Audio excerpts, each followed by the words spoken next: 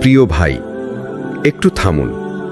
চারপাশের সব ব্যস্ততা থেকে চোখ সরিয়ে নিজেকে জিজ্ঞাসা করুন, আমি কে? আমি দুনিয়ায় কেন এসেছি? আমার জীবন কি কেবল খাওয়া, ঘুমানো, উপার্জন আর মারা যাওয়া? এর চেয়েও বড় কিছু কি নেই? আল্লাহ বলেন, আমি মানুষ ও জিনকে সৃষ্টি করেছি কেবল আমার ইবাদতের জন্য। সূরা যারিয়াত 56। এখানেই উত্তর। আপনি শুধু দুনিয়ার চাকচিক্য উপভোগের জন্য আসেননি, আপনি এসেছেন একটি মহান উদ্দেশ্য নিয়ে। কেন এই প্রশ্ন জরুরি? আজ আমরা পড়াশোনা করি চাকরির জন্য, চাকরি করি অর্থের জন্য, অর্থ উপার্জন করি পরিবার চালানোর জন্য, পরিবার চালাই বাঁচার জন্য, আর বাঁচি কেন? এই কেন প্রশ্নটার উত্তর অনেকেই জানে না। আপনি যদি জানেন না কেন বাঁচছেন, তাহলে আপনি কিভাবে জানবেন কোথায় যাচ্ছেন? আমি কে? আমি কোথা থেকে এলাম? আমি কেবল একটি দেহ না, আমি একটি রূহ, যাকে আল্লাহ নিজ হাতে সৃষ্টি করেছেন। আমি তাকে রূহ ফুঁকেছি। সূরা সাদ 72।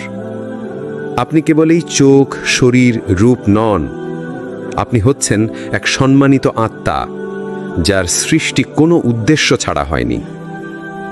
দুনিয়া কি আমার গন্তব্য, না একটি স্টপেজ মাত্র?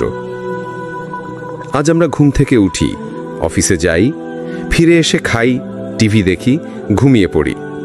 দিন শেষ, কাল আবার একই রুটিন। এটাই যদি জীবন হয়, তাহলে আপনি কেবল একটি রোবট, না অনুভব, না উদ্দেশ্য। দুনিয়া কোনো গন্তব্য নয়, এটা এক পরীক্ষার জায়গা, একটা অস্থায়ী থামার জায়গা, যার পরে রয়েছে চিরস্থায়ী গন্তব্য। সবাই কিছু না কিছু খুঁজছে, কিন্তু কেউ বুঝে না কি খুঁজছে। কেউ খুঁজছে টাকা, কেউ খ্যাতি, কেউ সম্পর্ক, কেউ ক্ষমতা, কিন্তু সব পাওয়ার পরেও কেন হৃদয়ের শূন্যতা থেকে যায়? আল্লাহ বলেন, যে আমার স্মরণ থেকে মুখ ফিরিয়ে নেয়, তার জীবন হবে সংকুচিত ও বিষণ্ণ। সূরা তহা 124। অর্থাৎ আল্লাহ ছাড়া জীবনে পূর্ণতা আসবে না। আপনার জীবনের মানে জানতে চাইলে আল্লাহর কাছে ফিরে যান, কারণ তিনিই আপনার স্রষ্টা, তিনিই জানেন কেন আপনাকে পাঠিয়েছেন। জীবনের আসল প্রশ্ন যদি আপনি এড়িয়ে যান, তাহলে আপনার পুরো জীবন হবে ভুল পথে পরিচালিত। প্রিয় ভাই, একটি শিশু কখনো নিজের জন্ম সম্পর্কে জানে না।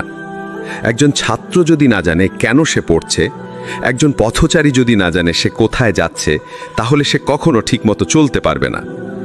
ঠিক তেমনই ভাবে একজন মানুষ যদি না জানে সে কেন সৃষ্টি হয়েছে, তাহলে তার জীবন শুধু মোহ, ব্যস্ততা আর গন্তব্যহীন দৌড়। আল্লাহ কি বলেন এই প্রশ্নে? আমি মানুষ ও জিনকে সৃষ্টি করেছি কেবল আমার ইবাদতের জন্য। সূরা যারিয়াত 56। এখানে কোনো দ্বিধা নেই, সরাসরি ও স্পষ্ট ভাষায় আল্লাহ জানিয়ে দিয়েছেন আপনার জীবনের উদ্দেশ্য হলো আল্লাহর ইবাদত। ইবাদত মানে কি শুধু সালাত, রোজা, হজ? না ভাই, ইবাদতের অর্থ অনেক গভীর। ইবনে তাইমিয়া রাহিমাহুল্লাহ বলেন, ইবাদত হলো এমন সব কাজ যা আল্লাহ ভালোবাসেন ও তুষ্ট হন, হোক তা বাহ্যিক যেমন সালাত, দান, হজ, অথবা অন্তর্ভিত্তিক ভয়, ভালোবাসা, তাওয়াক্কুল। একজন মুসলিমের প্রতিটি মুহূর্তই হতে পারে ইবাদত, যদি সে করে আল্লাহর জন্য, আল্লাহর নিয়ম অনুযায়ী, আল্লাহর সন্তুষ্টির নিয়তে। ঘুমানো, খাওয়া, কাজ করা, কথা বলা সবই ইবাদত হতে পারে যদি সেই কাজটি হয় আল্লাহর জন্য। আপনার জীবনের তিনটি স্তম্ভ, স্রষ্টা যিনি আপনাকে সৃষ্টি করেছেন, তিনিই আপনাকে জীবন, রূহ, সময়, সুযোগ দিয়েছেন। আপনি তার দাস, তিনি আপনাকে ডাকেন, ইয়া আইয়ুহাল ইনসান, হে মানুষ। উদ্দেশ্য, যার জন্য আপনি দুনিয়ায়, আপনার প্রতিটি আমল যাচাই হবে। আপনি যদি ভুলে যান, আপনি হারিয়ে যাবেন সময়ের স্রোতে। গন্তব্য, যেখানে আপনাকে ফিরতে হবে। আল্লাহ বলেন, তোমরা সবাই আমার কাছেই ফিরে যাবে। সূরা মায়দা 48। আপনি যেভাবেই জীবন কাটান না কেন, একদিন আপনাকে আল্লাহর সামনে দাঁড়াতেই হবে। উদ্দেশ্যহীন জীবন মানেই কি? একজন ডাক্তার যদি না জানে কেন সে রোগী দেখে, তার চিকিৎসা হবে বিপজ্জনক। একজন ড্রাইভার যদি না জানে কোথায় যাচ্ছে, তাকে কেউ গাড়ি চালাতে দেবে না। অথচ আমাদের জীবনে এত বড় প্রশ্ন, আমি কেন বেঁচে আছি, এই প্রশ্ন আমরা এড়িয়ে যাই। আল্লাহ আপনাকে কোনো খেলার ছলে সৃষ্টি করেননি। আপনি কেবল খাওয়া, ঘুম আর আয় করার জন্য আসেননি। আপনি এসেছেন একটি মহান উদ্দেশ্য নিয়ে, আপনার রবের ইবাদতের জন্য, তার পথের প্রতিনিধি হয়ে। এটাই জীবন, এটাই হিদায়তের দরজা, এবং এখান থেকেই শুরু হয় অর্থপূর্ণ বাঁচা। যখন আপনি ঠিক করে ফেলেন আমি আল্লাহর ইবাদতের জন্য এসেছি, ঠিক তখনই শুরু হয় শয়তানের আসল কাজ। সে জানে আপনি যদি এই সত্য বুঝে ফেলেন তাহলে আপনি আর তার ফাঁদে পড়বেন না। তাই সে চায় আপনি দুনিয়াকে গন্তব্য ভাবুন, আখেরাতকে ভুলে যান। আল্লাহ কি বলেন? শয়তান তাদের কাছে তাদের কাজগুলোকে সুশোভিত করে দেয় এবং তাদের সঠিক পথ থেকে দূরে সরিয়ে রাখে। সূরা আনাম 43। শয়তান কখনো আপনাকে বলে না তুমি কুফরি করো। সে বলে আরেকটু আয় করো, আরেকটু জমাও, আরেকটু উপভোগ করো। শয়তানের ধোঁকার কয়েকটি রূপ। দুনিয়ার মোহ দিয়ে মূল উদ্দেশ্য ভুলিয়ে দেয়। আপনি কেবল টাকা জমাতে থাকেন, একটি চাকরি, একটি প্রমোশন, একটি গাড়ি, একটি বাড়ি। এই আরও চাইয়ের চক্রে পড়ে আপনি ভুলে যান যে একদিন সব ছেড়ে চলে যেতে হবে। আমলকে পিছিয়ে দিতে শেখায়, আরে বয়স তো আছে, পরে নামাজ পড়ে নেব, তাওবা এখন করলে আবার গুনাহ হয়ে যাবে তো। এভাবে আজ নয় কাল করতে করতে জীবনই ফুরিয়ে যায়। গুনাহকে হালকা করে তোলে, এটা তো অনেকেই করছে, এতটাও খারাপ না। একটু গান শুনলে কি হয়? এই একটা সম্পর্ক রাখলেই বা কি? গুনাহকে স্বাভাবিক বানিয়ে দেয় আর ধীরে ধীরে হৃদয় কঠিন হয়ে যায়। দুনিয়াকে গন্তব্য ভাবলে কি হয়? আল্লাহ বলেন, যারা দুনিয়ার জীবনকে ভালোবাসে তারা আল্লাহর পথ থেকে গাফেল হয়ে যায়। সূরা ইব্রাহিম 3। আপনি যে মসজিদে নামাজ পড়তেন, আজ সেই রাস্তার দোকান আপনাকে টানে। আপনি যে কুরআন পড়তেন, আজ সোশ্যাল মিডিয়ার স্ক্রোল আপনার সময় খেয়ে ফেলে। আপনি দুনিয়াতে এতটাই ব্যস্ত হয়ে পড়েন যে আখেরাতের কথা শুনলে বিরক্ত লাগে। এটা শয়তানের চূড়ান্ত জয় যখন আপনি বলেন, আরে ভাই, দুনিয়াতেই তো বাস্তবতা, আখেরাত তো দূরের কথা। অথচ মৃত্যু কত কাছে আর জাহান্নামের আগুন কত ভয়ানক। আপনি দুনিয়ার জন্য তৈরি নন, আপনি পবিত্র, আপনি সম্মানিত। আপনাকে সাজদার জায়গা বানানো হয়েছে, দুনিয়ার মোহে পড়ার জন্য নয়। শয়তান চায় আপনি লক্ষ্য হারান, কিন্তু আল্লাহ চাচ্ছেন আপনি নিজের আসল পরিচয় ফিরে পান। আপনার হৃদয় আল্লাহর জন্য তৈরি, এটাকে শয়তানের হাতে তুলে দেবেন না। জীবনের এই জটিল প্রশ্নের উত্তর নিয়ে মানুষ বহু পথ অবলম্বন করেছে, কেউ দর্শনে, কেউ বিজ্ঞানে, কেউ গানের ভাষায়। কিন্তু সেই প্রশ্নের সবচেয়ে পরিষ্কার, সবচেয়ে নির্ভুল উত্তর এসেছে নবীদের মুখে, আল্লাহর পক্ষ থেকে ওহির আলোয়। আল্লাহ বলেন, প্রত্যেক উম্মতের মধ্যেই আমি একজন রাসূল পাঠিয়েছি, যিনি বলেন তোমরা আল্লাহর ইবাদত করো আর তাগুত অর্থাৎ মিথ্যে উপাস্য থেকে দূরে থাকো। সব নবী সব যুগে সব জাতিকে একই দাওয়াত দিয়েছেন, তুমি কেন এসেছো সেটা বুঝো, তোমার রবকে চেনো, তার পথে ফিরে এসো। আদম আলাইহিসসালাম থেকে শুরু নবীদের এক ঐক্যবদ্ধ বার্তা। আদম আলাইহিসসালাম প্রথম মানব ও নবী। আল্লাহ নিজ হাতে সৃষ্টি করলেন, তাকে জ্ঞান দিলেন, জান্নাতে রাখলেন, কিন্তু শয়তানের ধোঁকায় তিনি ভুল করলেন। তারপর তওবা করলেন, আল্লাহ তাকে মাফ করে দিলেন। আদম তার রবের নিকট থেকে কিছু কথা শিখে নিলেন আর আল্লাহ তার তওবা কবুল করলেন। সূরা বাকারার 37। এখানেই শিক্ষা, মানুষের দায়িত্ব ভুল নয়, দায়িত্ব হলো ভুল করে ফিরে আসা। নূহ আলাইহিসসালাম প্রায় 950 বছর ধরে দাওয়াত। মানুষ ভুলে গিয়েছিল তাদের উদ্দেশ্য। নূহ আলাইহিসসালাম দিনের আলোয় রাতের অন্ধকারে চুপিসারে ও প্রকাশ্যে বলতেন, তোমরা ক্ষমা চাও তোমাদের রবের কাছে, তিনি তো ক্ষমাশীল। সূরা নূহের 10। তিনি থামেননি, কারণ মানুষ যেন তার সৃষ্টির উদ্দেশ্য ভুলে না যায়। ইব্রাহিম আলাইহিসসালাম তৌহিদের আহ্বান।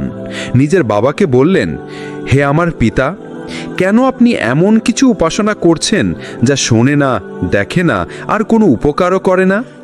সূরা মারিয়ামের 42। তিনি আগুনে নিক্ষিপ্ত হন, দেশ ছাড়েন, তবু বলেন, আমি আমার মুখ ফেরালাম সেই সত্তার দিকে যিনি আকাশমণ্ডলী ও পৃথিবী সৃষ্টি করেছেন। সূরা আনামের 89। মুসা আলাইহিসসালাম জুলুমের বিরুদ্ধে তহিদের আওয়াজ। ফিরাউনের দরবারে দাঁড়িয়ে সাহস করে বললেন, তোমার মধ্যে কিছু অহংকার আছে, তুমি নিজেকে আল্লাহ দাবি করো। আসো, আমি তোমাকে তোমার রবের পথে ডাকি। সূরা নাজিয়ার 18 থেকে 19। মুহাম্মদ সাল্লাল্লাহু আলাইহি ওয়াসাল্লাম সর্বশেষ রসূল, সর্বজনীন দাওয়াত। বলুন, তোমরা আল্লাহর ইবাদত করো, তাকে ভয় করো আর আমার অনুগত করো। সূরা নূরের 54।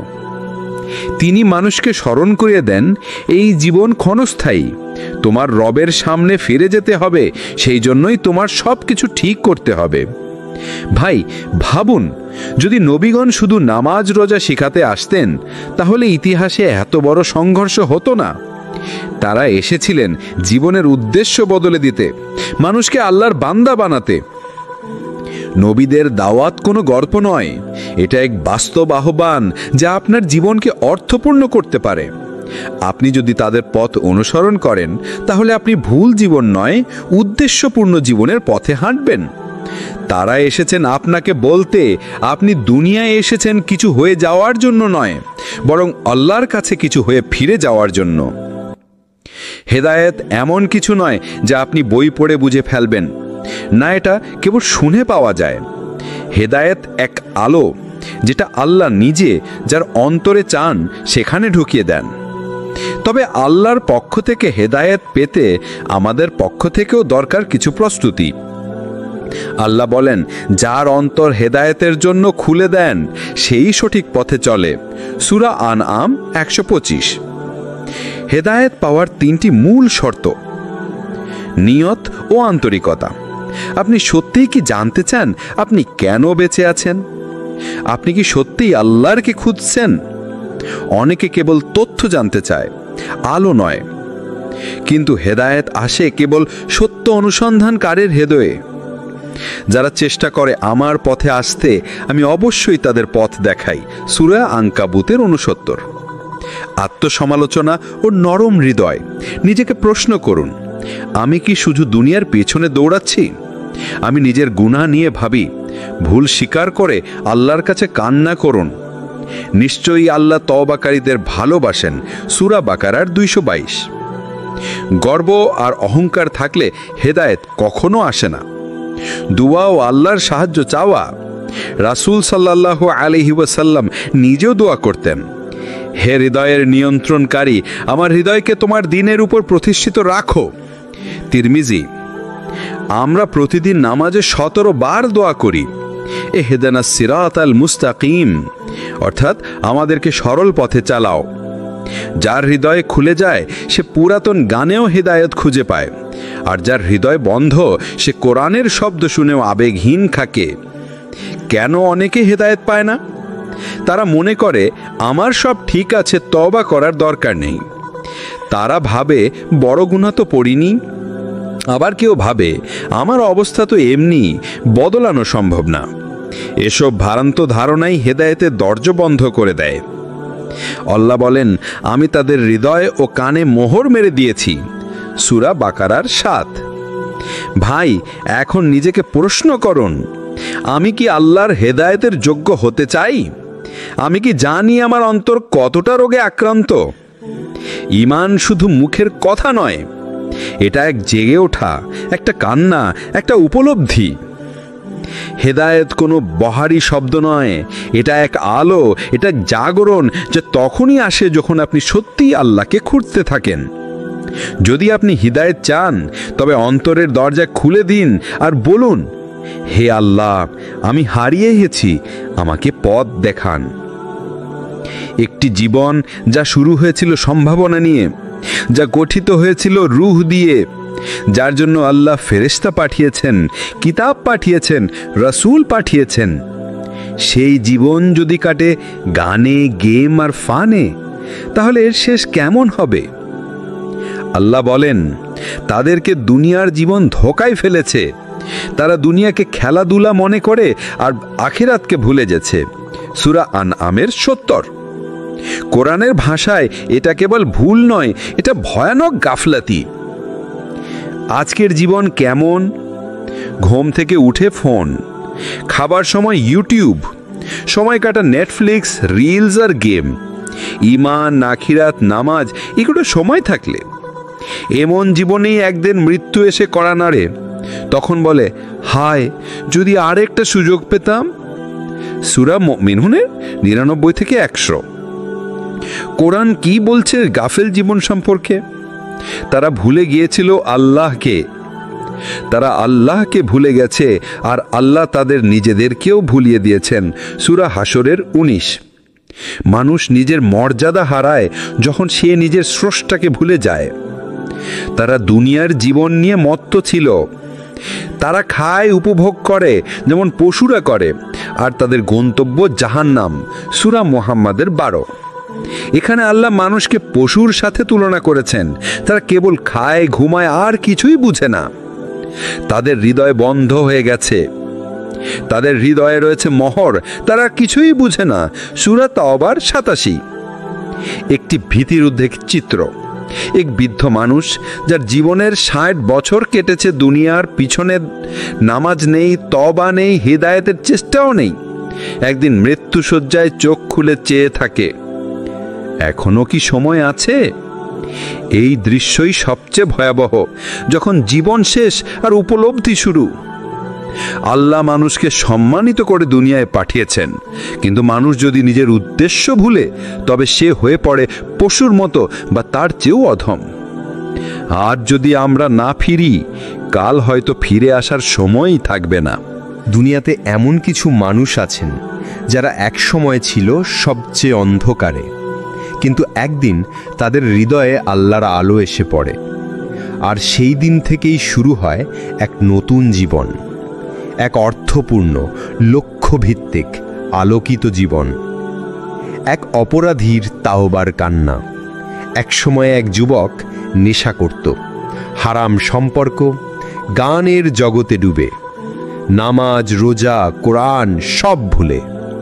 একদিন হঠাৎ তার ঘরে মৃত্যু হয় ছোট ভাইয়ের। সাদা কাফনে মোড়ানো ভাইয়ের নিথর দেহ দেখে সে বলে ওঠে, আমাকেও একদিনে এমনই যেতে হবে, কিন্তু আমি প্রস্তুত তো না। সেই দিন থেকেই সে কেঁদে কেঁদে তওবা করে, নামাজ শুরু করে। আজ সেই মসজিদের ইমাম, মানুষের হৃদয় কাদায় কোরআনের তিলাওয়াত দিয়ে।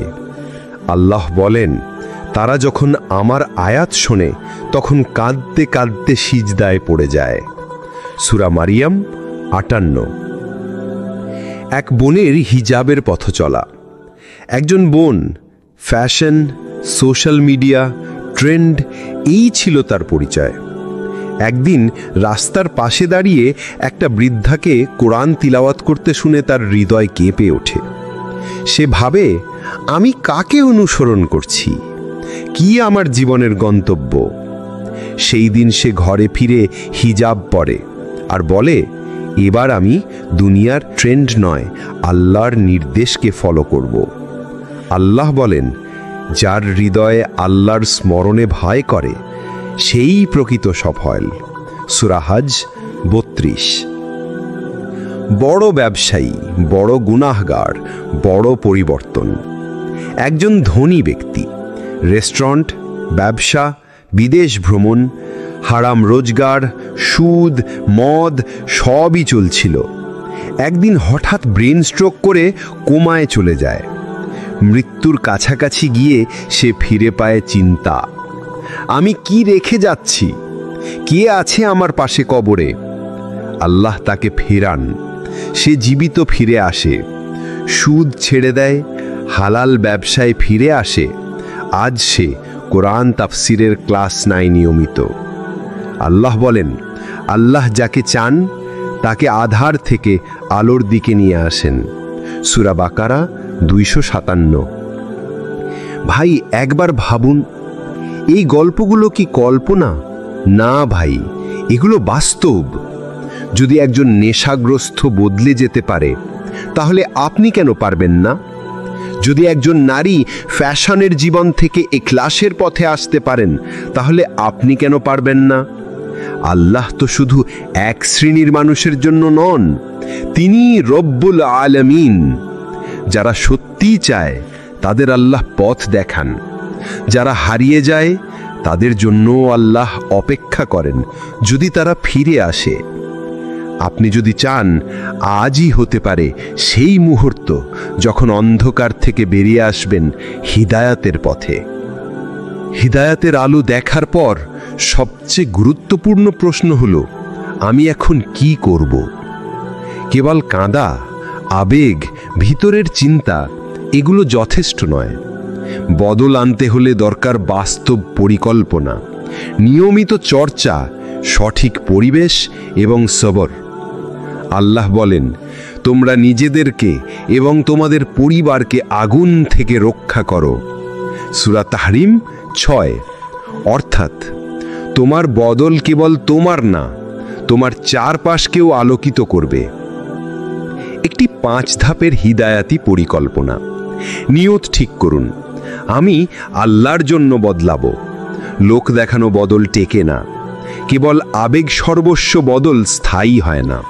বলুন, হে আল্লাহ, আমি আপনার জন্য নতুন জীবন শুরু করছি। নিশ্চয়ই কাজের ফলাফল নিয়তের উপর নির্ভর করে। সহিহ বুখারী 1। নামাজকে জীবনের কেন্দ্রে আনুন। সলাত হচ্ছে আল্লাহর সাথে যোগাযোগের প্রথম সোপান। দিনের 5টি সময়েই নিজের নিয়াত, ভয়, আশা তুলে ধরুন। নামাজ ঠিক হলে বাকি জীবনও নিজে থেকেই গঠিত হবে। নামাজ মানুষকে অশ্লীলতা ও গুনাহ থেকে দূরে রাখে। সূরা আনকাবুত 45। প্রতিদিন অন্তত 10 মিনিট কোরআনের সাথে সময় কাটান। পড়ুন, শুনুন, বুঝুন। কোরআন আপনাকে নিজের ভুল চিনিয়ে দেবে। হৃদয়ের রুহানিয়াত তৈরি হবে ইনশাআল্লাহ। এই কোরআন এমন, যার হৃদয়ের রোগের আরোগ্য ও মুমিনদের জন্য হিদায়াত। সূরা ইউনুস 57।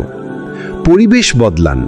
সঠিক মানুষদের সঙ্গে চলুন, যারা দুনিয়ার মোহে পড়ে নেই, যারা আপনাকে আল্লাহর কথা মনে করায়। আপনার বন্ধুরা আপনাকে জান্নাতেও নিতে পারে, জাহান্নামেও নিতে পারে। তোমরা সেই সব লোকদের সাথে থাকো যারা সকাল ও সন্ধ্যায় আল্লাহকে ডাকে। সূরা কাহফ 28। ছোট ছোট আমল শুরু করুন, ধীরে ধীরে বড় হন। প্রতিদিন একটি ভালো কাজ, হারাম থেকে বেঁচে থাকার জন্য প্ল্যান, প্রতি রাতে একটি সিজদা, আল্লাহর কাছে নিজের গল্প বলা। আল্লাহ বলেন, তোমরা যদি ধৈর্য ধরো তাহলে আমি তোমাদের সাথে আছি। সূরা আনফাল 46। ভাই, আপনি আজই শুরু করতে পারেন।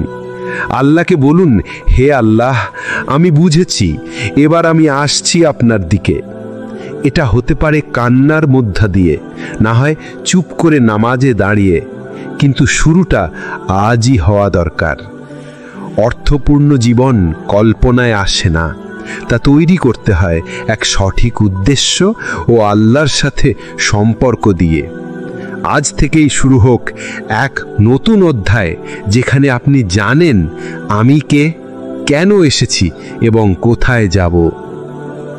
আপনি এই সিরিজের শুরুতে নিজেকে প্রশ্ন করেছিলেন, আমি কে, আমি কেন এসেছি, আমার জীবনের অর্থ কি? আজ শেষ পর্বে আমি আপনাকে আরেকটি প্রশ্ন করতে চাই। এই পুরোটা শুনে আপনি কি বদলেছেন? আল্লাহ ডাকছেন আপনাকে, আপনি কি সাড়া দেবেন?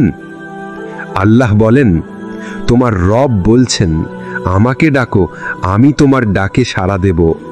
সূরা গাফির 60। আল্লাহ কোনো ভয়ঙ্কর শাসকের মতো আহ্বান করেন না।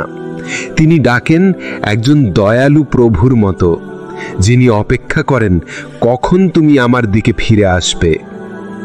তুমি অনেক ভুল করেছ, তবুও আল্লাহ ভালোবাসেন। তুমি নামাজ ফেলে দিয়েছ, তুমি গুনাহে ডুবে গেছ, তুমি হয়তো আল্লাহকে অনেক দিন ডাকনি, তবুও তিনি বলছেন, হে আমার বান্দারা, যারা নিজেদের ওপর জুলুম করেছ, তোমরা আল্লাহর রহমত থেকে নিরাশ হয় না। সূরা জুমার 53। এই আহ্বান শুধু ভাইদের জন্য নয়, সব বোনদের জন্য, যারা ফিরে আসতে চান, যারা কাঁদতে চান, যারা নিজেদের ঢেকে নিতে চান। আপনার সিজদা, আপনার কান্না, আপনার ইচ্ছাই যথেষ্ট। আল্লাহ আপনার অপেক্ষায় আছেন। এটাই সময় ফিরে আসার। আপনি 1000 বছর গাফেল ছিলেন, আল্লাহ এক সিজদায় মাফ করে দিতে পারেন। আপনি কত নামাজ ছুটিয়েছেন? এখন থেকে প্রতিটি নামাজ সময় মতো পড়লেই আপনি হতে পারেন তার প্রিয় বান্দা। আপনার অতীত যতই অন্ধকার হোক, আল্লাহর কাছে ফিরে আসার পথ সব সময় খোলা। একটি মুমিনের লক্ষ্য কি? জান্নাত নয় কেবল, বরং জান্নাত দাতা আল্লাহর নৈকট্য। এমন এক সম্পর্ক যেখানে আল্লাহ আমার রব আর আমি তার দাস। ভয়, প্রেম ও আত্মসমর্পণের এক পবিত্র বন্ধন। আল্লাহ বলেন, তুমি সন্তুষ্ট হও, তোমার রবও সন্তুষ্ট হবেন। সূরা ফাজর 28। জীবনের অর্থ আপনি যেখানেই খুঁজুন, শেষ পর্যন্ত আপনি আল্লাহর কাছেই ফিরবেন। তার ইবাদত, ভালোবাসা, ভয় ও স্মরণেই রয়েছে জীবনের আসল অর্থ। আপনি এসেছেন আল্লাহকে চিনে তার ইবাদত করতে, আল্লাহর পথে হাঁটতে, আর একদিন তার সামনে মুখ উজ্জ্বল করে দাঁড়াতে। হে আল্লাহ, আমরা জানি না কেন এতদিন গাফেল ছিলাম, তবুও তুমি আমাদের ডাকো। এই কান্না, এই সিজদা, এই ইচ্ছা তোমার জন্যই হোক। তুমি আমাদের বদলে দাও, তুমি আমাদের ক্ষমা করো, আর তুমি আমাদের জান্নাতে তুলে নাও। আমিন। সিরাত আত-তাকওয়া চ্যানেলের পক্ষ থেকে অন্তরের আহ্বান। এই সিরিজ যদি আপনার হৃদয়ে আলো জ্বালায়, তাহলে কেবল দেখেই থেমে যাবেন না। লাইক দিন যেন এই আলো ছড়িয়ে পড়ে। কমেন্ট করুন আপনি কি অনুভব করলেন। শেয়ার করুন আপনার প্রিয়জনের হিদায়াত হোক। নিয়মিত ইসলামিক সিরিজ পেতে সাবস্ক্রাইব করুন সিরাত আত-তাকওয়া।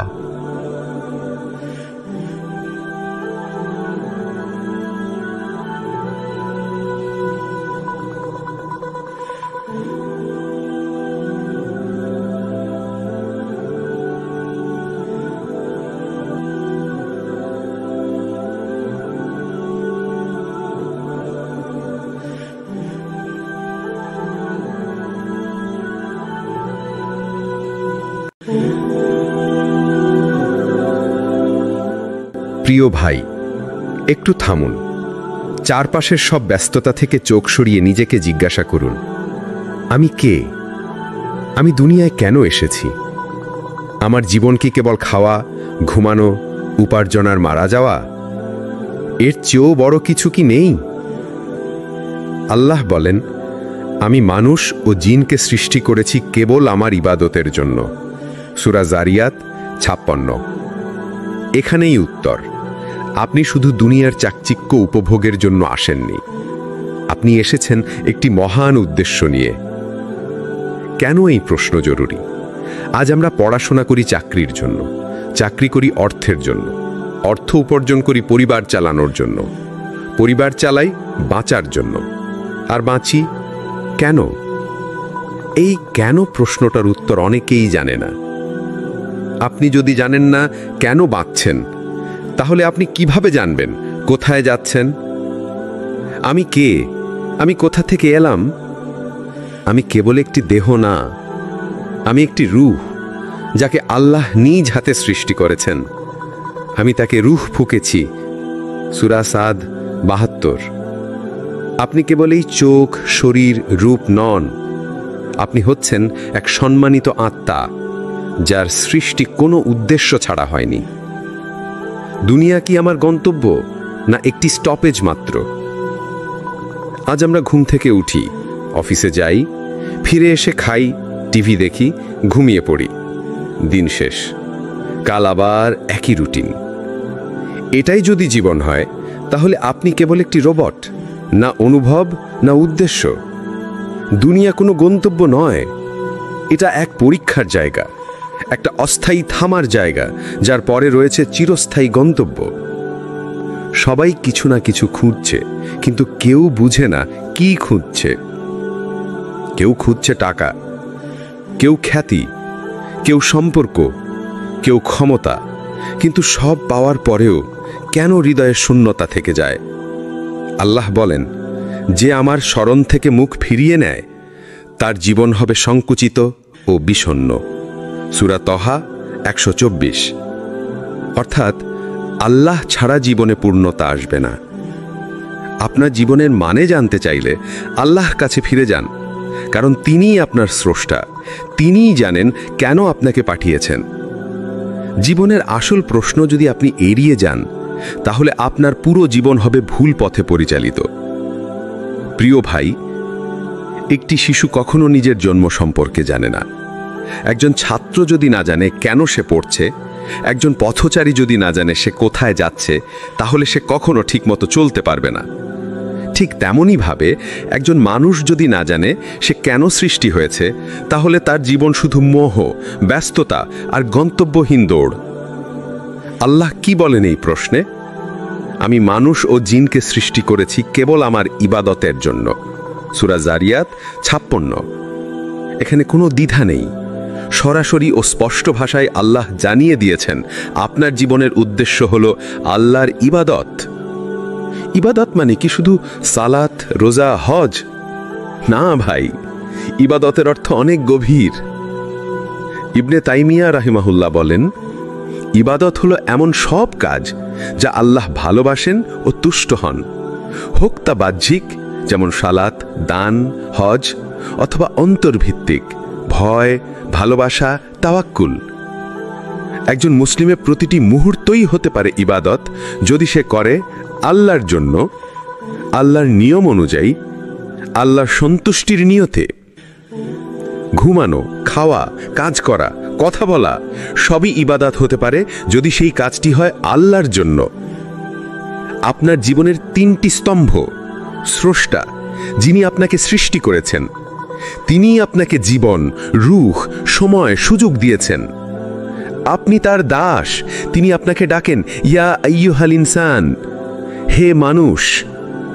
উদ্দেশ্য, যার জন্য আপনি দুনিয়ায়। আপনার প্রতিটি আমল যাচাই হবে। আপনি যদি ভুলে যান, আপনি হারিয়ে যাবেন সময়ের স্রোতে। গন্তব্য, যেখানে আপনাকে ফিরতে হবে।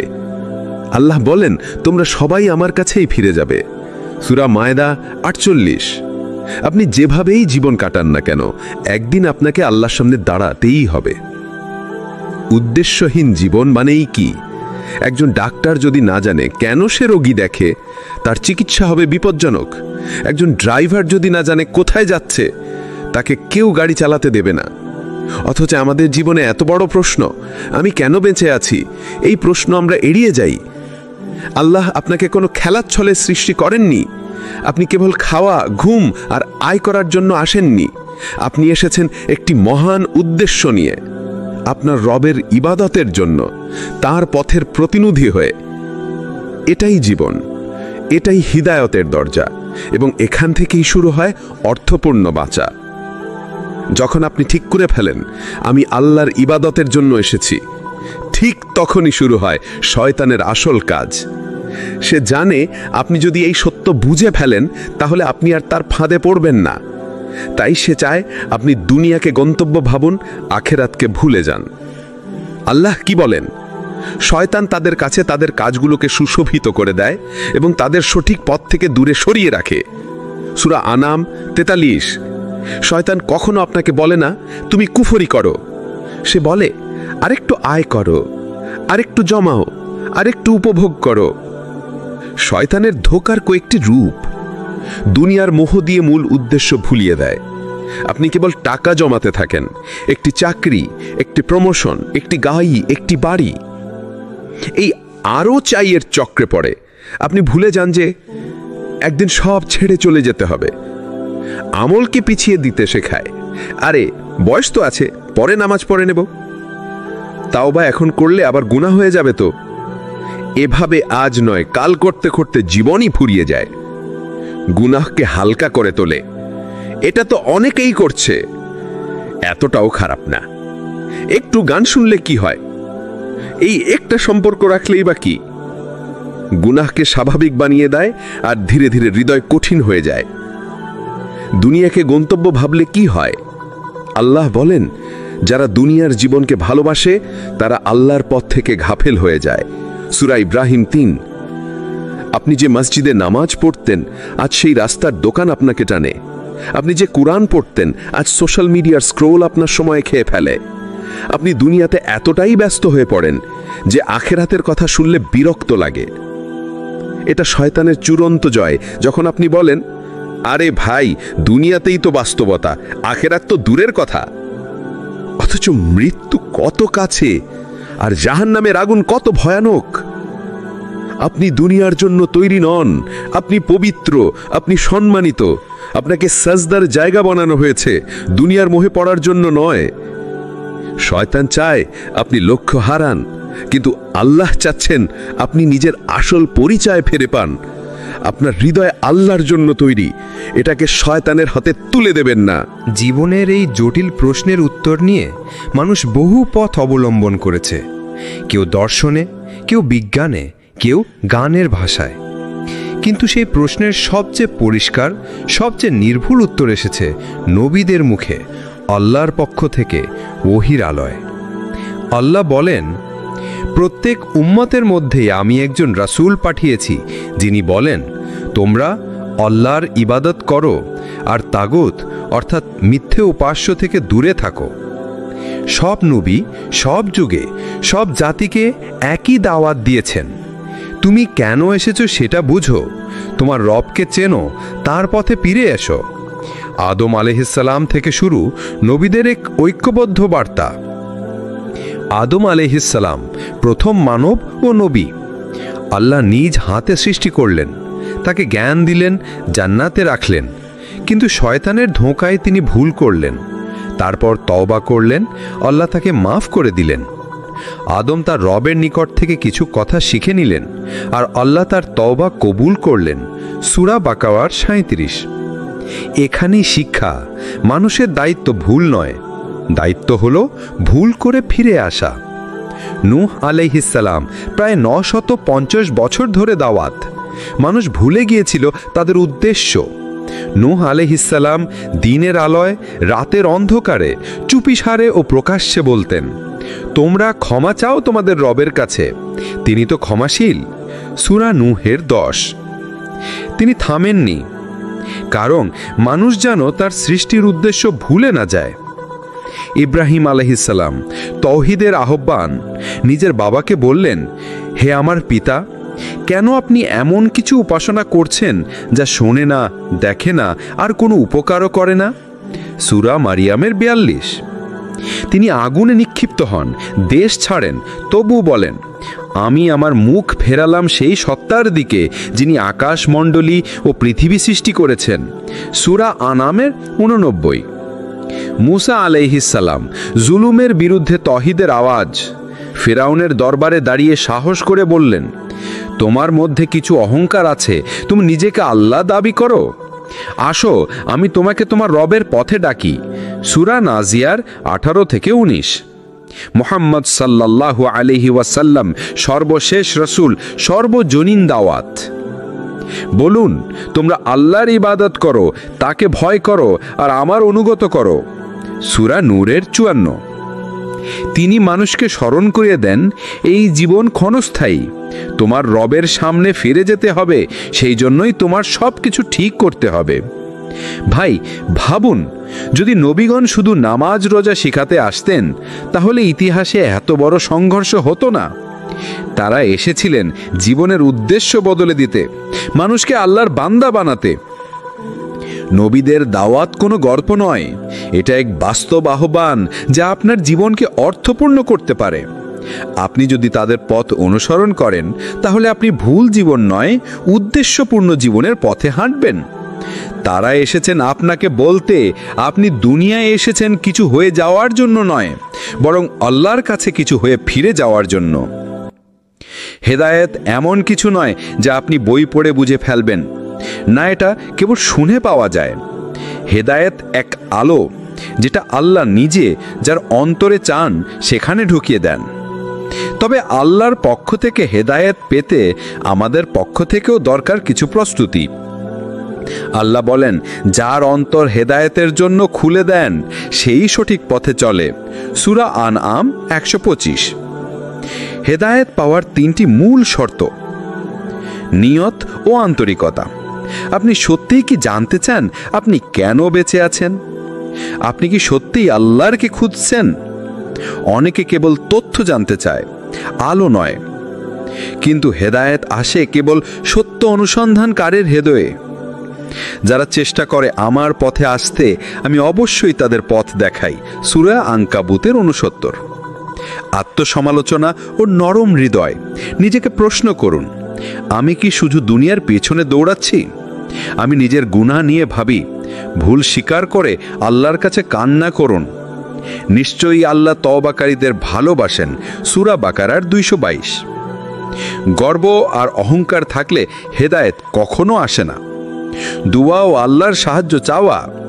রাসূল সাল্লাল্লাহু আলাইহি ওয়াসাল্লাম নিজেও দোয়া করতেন, হে হৃদয়ের নিয়ন্ত্রণকারী, আমার হৃদয়কে তোমার দ্বীনের উপর প্রতিষ্ঠিত রাখো।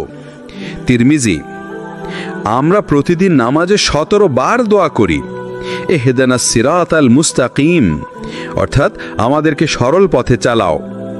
যার হৃদয় খুলে যায় সে পুরাতন গানেও হেদায়েত খুঁজে পায়, আর যার হৃদয় বন্ধ সে কোরআনের শব্দ শুনেও আবেগহীন থাকে। কেন অনেকে হেদায়েত পায় না? তারা মনে করে আমার সব ঠিক আছে, তওবা করার দরকার নেই। তারা ভাবে বড় গুনাহ তো পড়িনি। আবার কেউ ভাবে আমার অবস্থা তো এমনি, বদলানো সম্ভব না। এসব ভ্রান্ত ধারণাই হেদায়েতের দরজা বন্ধ করে দেয়। আল্লাহ বলেন, আমি তাদের হৃদয় ও কানে মোহর মেরে দিয়েছি। সূরা বাকারার 7। ভাই, এখন নিজেকে প্রশ্ন করুন, আমি কি আল্লাহর হেদায়েতের যোগ্য হতে চাই? আমি কি জানি আমার অন্তর কতটা রোগে আক্রান্ত? ঈমান শুধু মুখের কথা নয়, এটা এক জেগে ওঠা, একটা কান্না, একটা উপলব্ধি। হেদায়েত কোনো বহারি শব্দ নয়, এটা এক আলো, এটা জাগরণ, যে তখনই আসে যখন আপনি সত্যিই আল্লাহকে খুঁজতে থাকেন।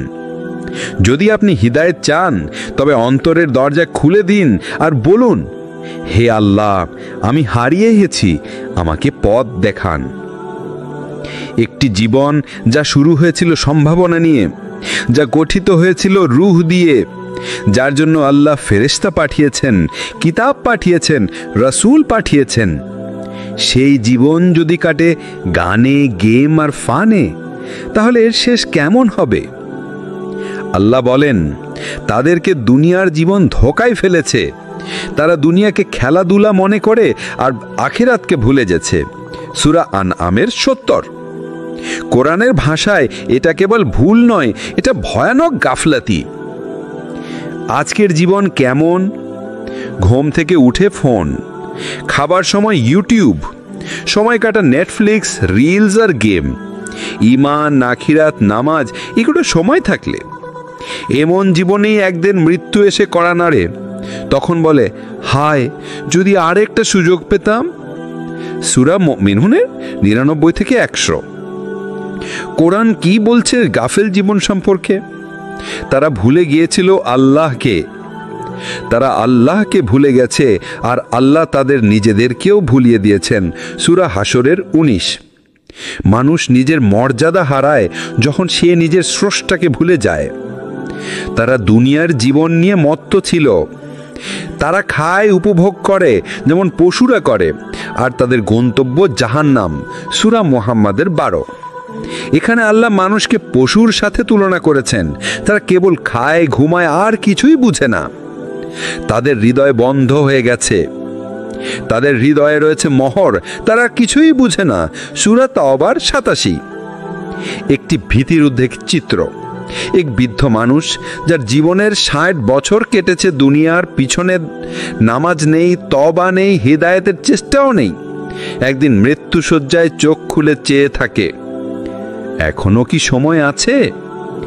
এই দৃশ্যই সবচেয়ে ভয়াবহ, যখন জীবন শেষ আর উপলব্ধি শুরু। আল্লাহ মানুষকে সম্মানিত করে দুনিয়ায় পাঠিয়েছেন, কিন্তু মানুষ যদি নিজের উদ্দেশ্য ভুলে, তবে সে হয়ে পড়ে পশুর মতো বা তার চেয়েও অধম। আর যদি আমরা না ফিরি, কাল হয়তো ফিরে আসার সময়ই থাকবে না। দুনিয়াতে এমন কিছু মানুষ আছেন যারা একসময় ছিল সবচেয়ে অন্ধকারে, কিন্তু একদিন তাদের হৃদয়ে আল্লাহর আলো এসে পড়ে, আর সেই দিন থেকেই শুরু হয় এক নতুন জীবন, এক অর্থপূর্ণ, লক্ষ্যভিত্তিক, আলোকিত জীবন। এক অপরাধীর তাওবার কান্না। একসময় এক যুবক নেশা করত, হারাম সম্পর্ক, গানের জগতে ডুবে, নামাজ, রোজা, কোরআন সব ভুলে। একদিন হঠাৎ তার ঘরে মৃত্যু হয় ছোট ভাইয়ের। সাদা কাফনে মোড়ানো ভাইয়ের নিথর দেহ দেখে সে বলে ওঠে, আমাকেও একদিন এমনই যেতে হবে, কিন্তু আমি প্রস্তুত তো না। সেই দিন থেকেই সে কেঁদে কেঁদে তওবা করে, নামাজ শুরু করে। আজ সেই মসজিদের ইমাম, মানুষের হৃদয় কাদায় কোরআনের তিলাওয়াত দিয়ে। আল্লাহ বলেন, তারা যখন আমার আয়াত শোনে তখন কাঁদতে কাঁদতে সিজদায় পড়ে যায়। সূরা মারিয়াম 58। এক বোনের হিজাবের পথ চলা। একজন বোন, ফ্যাশন, সোশ্যাল মিডিয়া, ট্রেন্ড, এই ছিল তার পরিচয়। একদিন রাস্তার পাশে দাঁড়িয়ে একটা বৃদ্ধাকে কোরআন তিলাওয়াত করতে শুনে তার হৃদয় কেঁপে ওঠে। সে ভাবে, আমি কাকে অনুসরণ করছি? কি আমার জীবনের গন্তব্য? সেই দিন সে ঘরে ফিরে হিজাব পরে আর বলে, এবার আমি দুনিয়ার ট্রেন্ড নয়, আল্লাহর নির্দেশকে ফলো করব। আল্লাহ বলেন, যার হৃদয়ে আল্লাহর স্মরণে ভয় করে সেই প্রকৃত সফল। সূরা হজ 32। বড় ব্যবসায়ী, বড় গুনাহগার, বড় পরিবর্তন। একজন ধনী ব্যক্তি, রেস্টুরেন্ট, ব্যবসা, বিদেশ ভ্রমণ, হারাম রোজগার, সুদ, মদ সবই চলছিল। একদিন হঠাৎ ব্রেন স্ট্রোক করে কোমায় চলে যায়। মৃত্যুর কাছাকাছি গিয়ে সে ফিরে পায় চিন্তা, আমি কি রেখে যাচ্ছি? কে আছে আমার পাশে কবরে? আল্লাহ তাকে ফেরান, সে জীবিত ফিরে আসে, সুদ ছেড়ে দেয়, হালাল ব্যবসায় ফিরে আসে। আজ সে কোরআন তাফসিরের ক্লাস নেয় নিয়মিত। আল্লাহ বলেন, আল্লাহ যাকে চান তাকে আধার থেকে আলোর দিকে নিয়ে আসেন। সূরা বাকারা 257। ভাই, একবার ভাবুন, এই গল্পগুলো কি কল্পনা? না ভাই, এগুলো বাস্তব। যদি একজন নেশাগ্রস্ত বদলে যেতে পারে, তাহলে আপনি কেন পারবেন না? যদি একজন নারী ফ্যাশনের জীবন থেকে ইখলাসের পথে আসতে পারেন, তাহলে আপনি কেন পারবেন না? আল্লাহ তো শুধু এক শ্রেণীর মানুষের জন্য নন, তিনি রব্বুল আলামিন। যারা সত্যিই চায় তাদের আল্লাহ পথ দেখান, যারা হারিয়ে যায় তাদের জন্য আল্লাহ অপেক্ষা করেন যদি তারা ফিরে আসে। আপনি যদি চান, আজই হতে পারে সেই মুহূর্ত যখন অন্ধকার থেকে বেরিয়ে আসবেন হিদায়াতের পথে।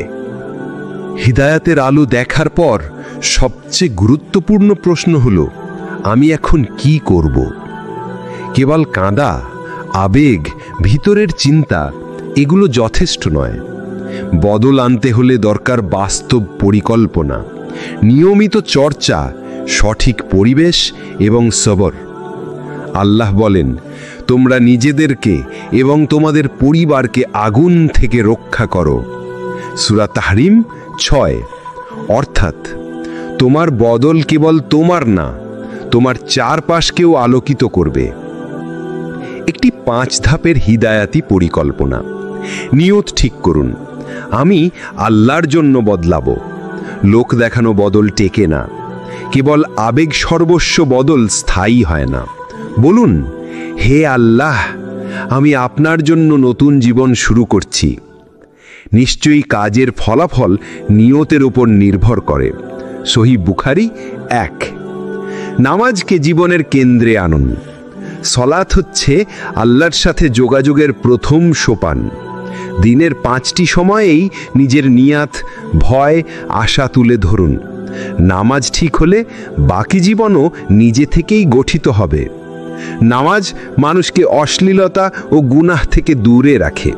সূরা আনকাবুত 45। প্রতিদিন অন্তত 10 মিনিট কোরআনের সাথে সময় কাটান। পড়ুন, শুনুন, বুঝুন। কোরআন আপনাকে নিজের ভুল চিনিয়ে দেবে। হৃদয়ের রুহানিয়াত তৈরি হবে ইনশাআল্লাহ। এই কোরআন এমন, যার হৃদয়ের রোগের আরোগ্য ও মুমিনদের জন্য হিদায়াত। সূরা ইউনুস 57। পরিবেশ বদলান, সঠিক মানুষদের সঙ্গে চলুন, যারা দুনিয়ার মোহে পড়ে নেই, যারা আপনাকে আল্লাহর কথা মনে করায়। আপনার বন্ধুরা আপনাকে জান্নাতেও নিতে পারে, জাহান্নামেও নিতে পারে। তোমরা সেই সব লোকদের সাথে থাকো যারা সকাল ও সন্ধ্যায় আল্লাহকে ডাকে। সূরা কাহফ 28। ছোট ছোট আমল শুরু করুন, ধীরে ধীরে বড় হন। প্রতিদিন একটি ভালো কাজ, হারাম থেকে বেঁচে থাকার জন্য প্ল্যান, প্রতি রাতে একটি সিজদা, আল্লাহর কাছে নিজের গল্প বলা। আল্লাহ বলেন, তোমরা যদি ধৈর্য ধরো তাহলে আমি তোমাদের সাথে আছি। সূরা আনফাল 46। ভাই, আপনি আজই শুরু করতে পারেন। আল্লাহকে বলুন, হে আল্লাহ, আমি বুঝেছি, এবার আমি আসছি আপনার দিকে। এটা হতে পারে কান্নার মধ্য দিয়ে, না হয় চুপ করে নামাজে দাঁড়িয়ে, কিন্তু শুরুটা আজই হওয়া দরকার।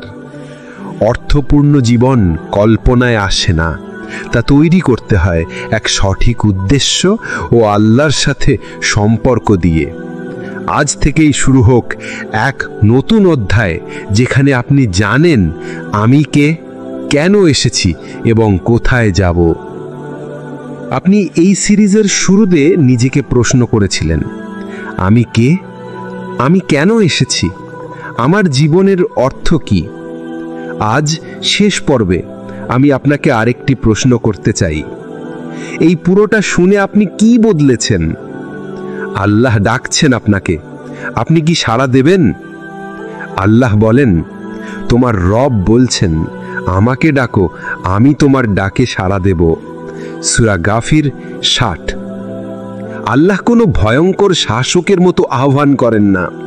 তিনি ডাকেন একজন দয়ালু প্রভুর মতো, যিনি অপেক্ষা করেন কখন তুমি আমার দিকে ফিরে আসবে। তুমি অনেক ভুল করেছ, তবুও আল্লাহ ভালোবাসেন। তুমি নামাজ ফেলে দিয়েছ, তুমি গুনাহে ডুবে গেছ, তুমি হয়তো আল্লাহকে অনেক দিন ডাকনি, তবুও তিনি বলছেন, হে আমার বান্দারা, যারা নিজেদের ওপর জুলুম করেছ, তোমরা আল্লাহর রহমত থেকে নিরাশ হয় না। সূরা জুমার 53। এই আহ্বান শুধু ভাইদের জন্য নয়, সব বোনদের জন্য, যারা ফিরে আসতে চান, যারা কাঁদতে চান, যারা নিজেদের ঢেকে নিতে চান। আপনার সিজদা, আপনার কান্না, আপনার ইচ্ছাই যথেষ্ট। আল্লাহ আপনার অপেক্ষায় আছেন। এটাই সময় ফিরে আসার। আপনি 1000 বছর গাফেল ছিলেন, আল্লাহ এক সিজদায় মাফ করে দিতে পারেন। আপনি কত নামাজ ছুটিয়েছেন?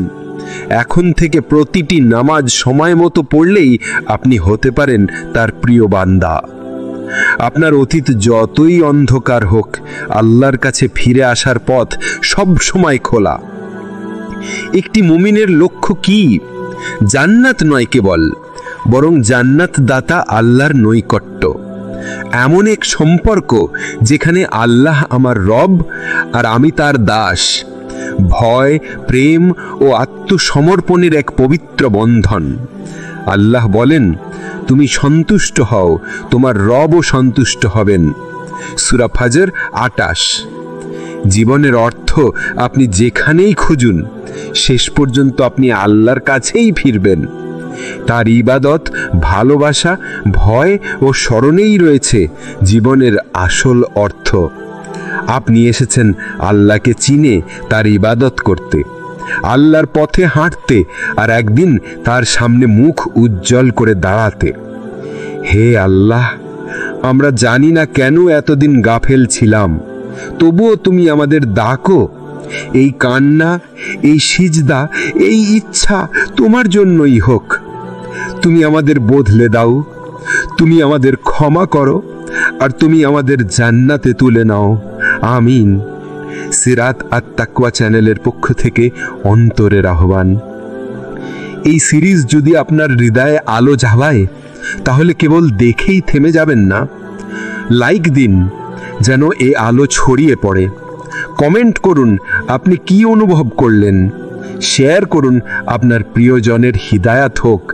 নিয়মিত ইসলামিক সিরিজ পেতে সাবস্ক্রাইব করুন সিরাত আত-তাকওয়া।